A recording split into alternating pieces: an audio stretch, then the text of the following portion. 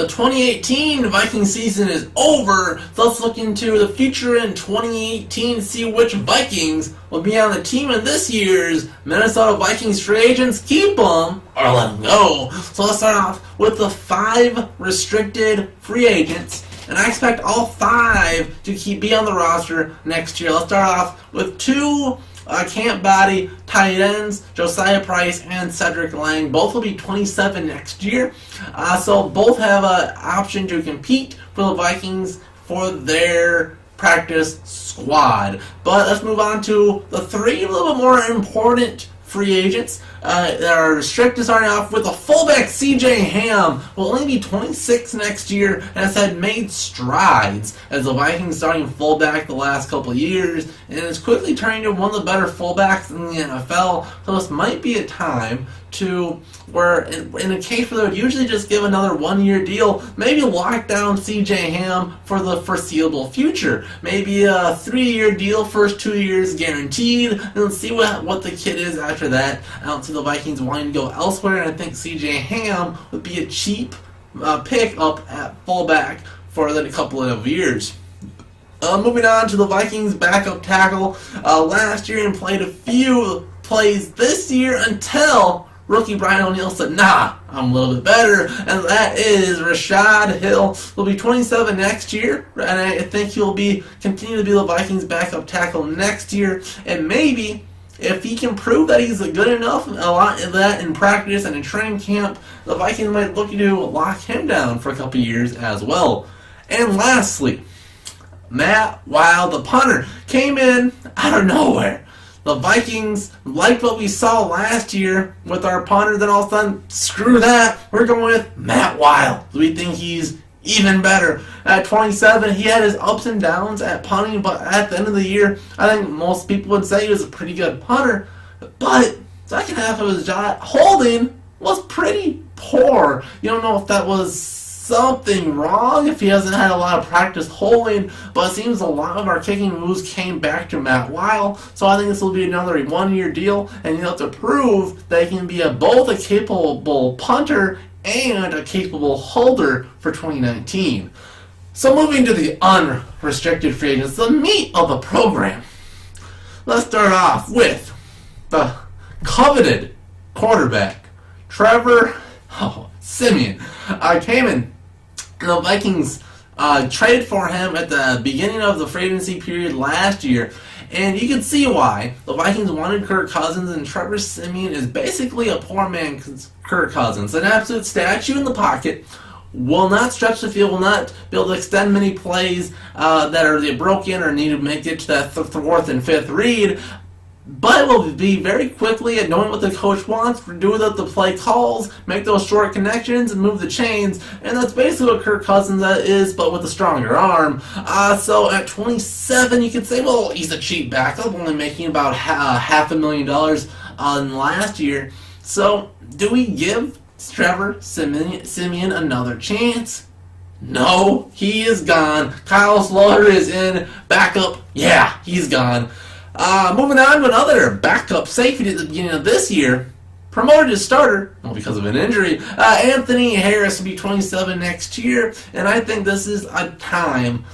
He's had his time last couple of years stepping into play for an injured Andrew Sendejo. Stop playing that game where he plays about as good as Sendejo, and Sendejo's making about 80% more money.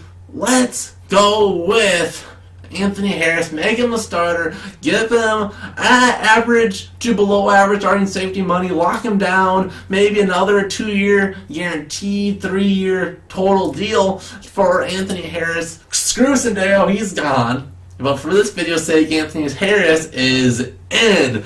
Anthony Harris re-signed for 2019. Moving on, about middle of the year, Laquan Treadwell was struggling, highlighted by a huge drop against the Packers to get the game to overtime. The Vikings needed a number 3 receiver, so they go out for an ex-Kirk Cousins receiver, Aldrick Robinson, who will be 30 years old this last year, and the Vikings fans fell in love with them.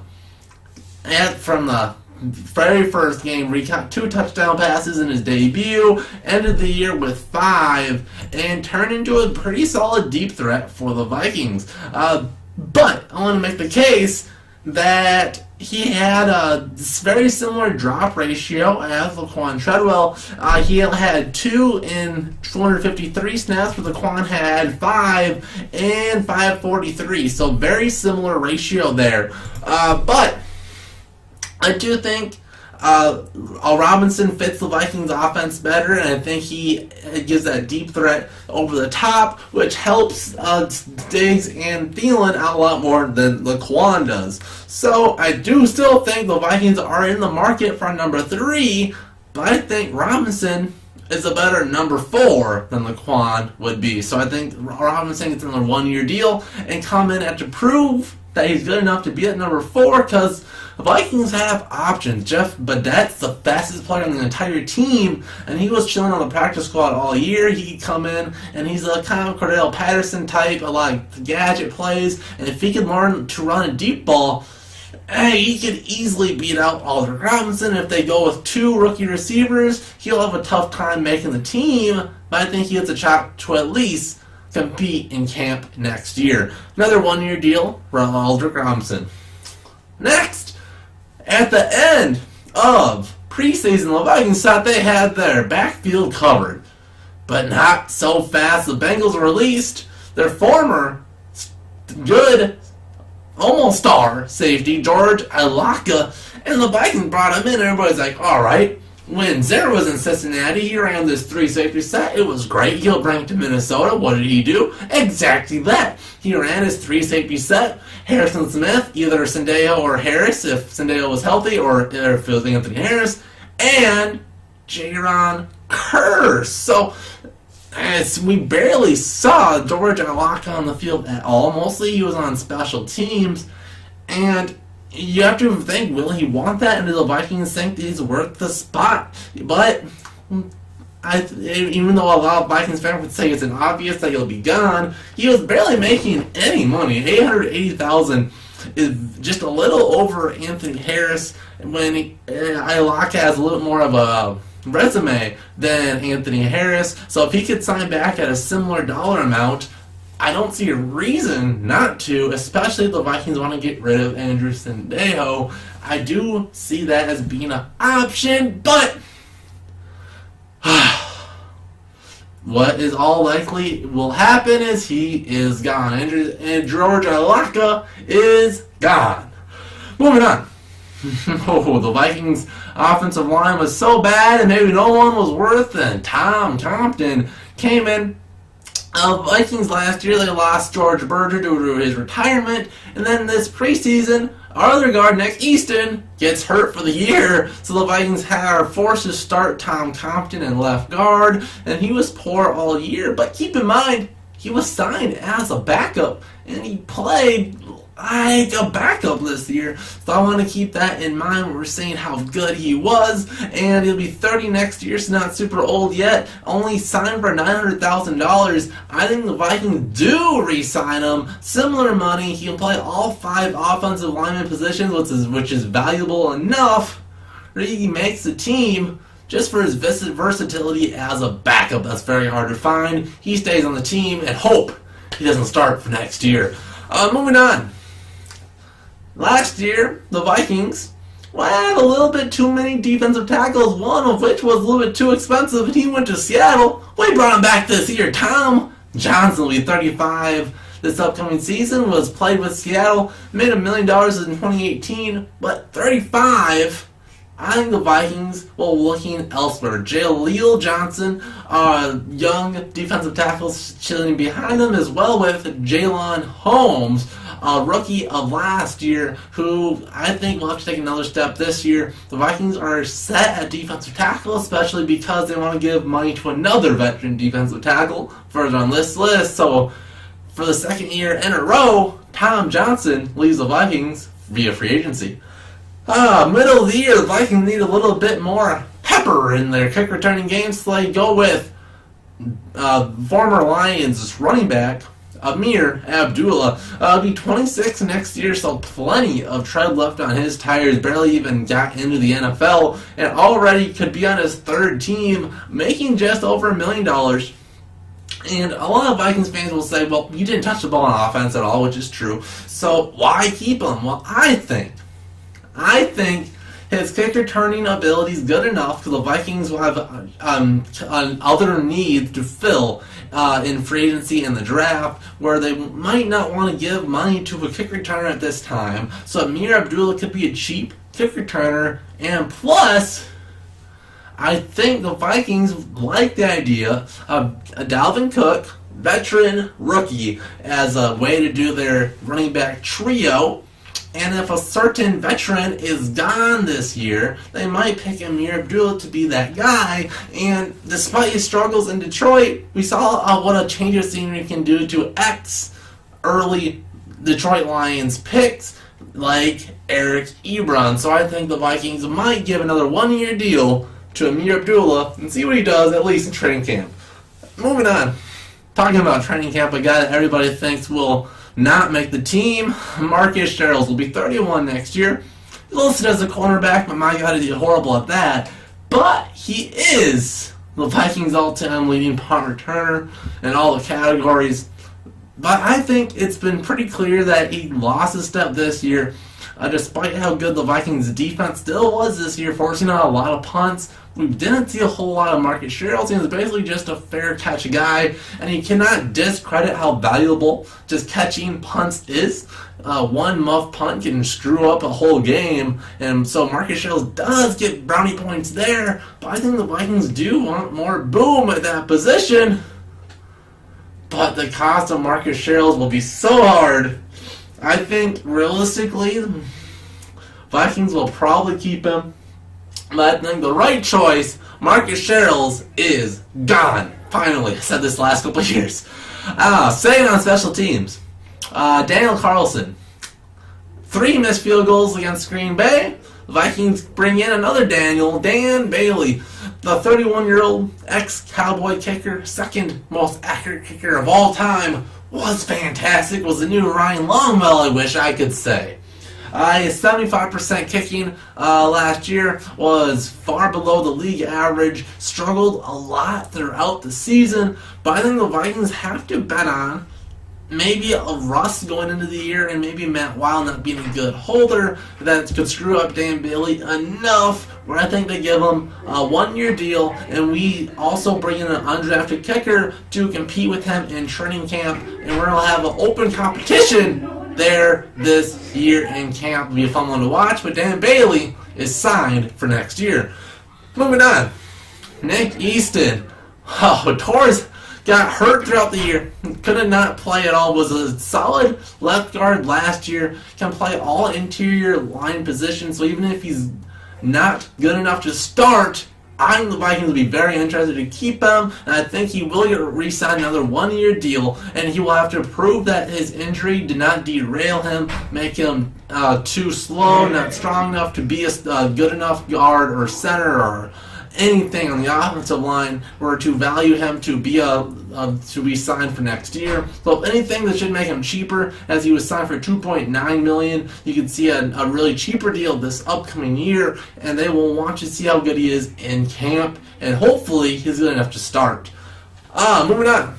Easton was hurt, so we didn't have a backup center. When Pat Elflein was hurt, the Vikings desperately needed a center, so we signed Brett Jones right before the year. He'll be 28 next year. Made a hefty $2.9 million, the same as Nick Easton, and I think he played good enough. And with Nick Easton's uncertainty of health, I think the Vikings have no choice but to re-sign Brett Jones and have him listed as the backup center next year, especially with Nick Easton being so up in the air. I think Brett Jones has to be an option in next year. So finally, the big 3. And we'll start with Anthony Barr. Anthony Barr, Mike Zimmer's very first pick as the Minnesota Vikings head coach, came in, was a stud his rookie year. Man was very, very splashy, but then after that started to coast a bit. And I think this is where I can get to my point that Anthony Barr epitomized what the Viking defense is very poor and very optimal at doing, is they'll just occasionally just coast They are such a good defense, just like Anthony Barr is such a good player, but they seem to not give their 100% all the time, and when things aren't going well, they'll just go to sleep, and they just won't show up at big times, and Anthony Barr is just that. Every now and again, he'll just, I'll just go about 70% here, just kind of jog, not really be very physical. Then other times, he'll just be diving through and making plays. And also, Anthony Barr really is a 3-4 outside linebacker, which is basically an edge rusher, defensive end type player, and he's forced to play a 4-3 linebacker. He has to cover a lot more than I think he would like, so that probably makes him coast a little bit, even if he doesn't say he does. So I think Anthony Barr is gone, and I think that could help the team, as it's one little sleepwalker that Anthony Barr tends to be, and hopefully we can get some more energy on the defensive side of the ball. Anthony Barr is gone, we save a lot of money to spend elsewhere. Moving back to the offensive side of the ball, Adrian Peterson left, so we bring in his replacement, Latavius Murray, and then instantly get his actual replacement in Dalvin Cook. So Latavius went from being the new Viking running back to backup kind of nobody. And throughout his career, we've seen what Latavius has been. He's been a 4.0 yards per carry guy. He'll get you touchdowns. But the Vikings want to pay enough money to keep him. He made $5 million in 2018. Was one of the higher paid running backs, and it being a number 2 basically his whole time in Minnesota. Despite Dalvin's injuries, he's gotten a good amount of playing time and has looked good, not great, but keep in mind a poor Vikings offensive line had to help that out a bit, and he does have a lot of tread left on the tires. He'll be 28 next year, and he's been a backup running back the majority of his career, so you could see Latavius being a good enough back where he could have his prime to 32 years of age, so he has plenty of life left in him. So if he wants to come back at a really cheap deal, and I don't see a reason not to. I just don't think that'll be the case. I think he wants more touches, and he won't be getting that in Minnesota. Dalvin is the guy, and I think he'll be more healthy in the upcoming years. So Latavius is gone, and Amir Abdullah is in as that veteran running back. Latavius gone, save some money, spend it elsewhere. Final player, the Vikings signed Kirk Cousins, gave him big money, also gave big money, Sheldon Richardson, $8 million last year, 28 years old, and was brought in to be that extra piece on the Vikings defensive line. The Vikings didn't like what they had of Tom Johnson, so they replaced him last year with Sheldon Richardson and Tom Johnson.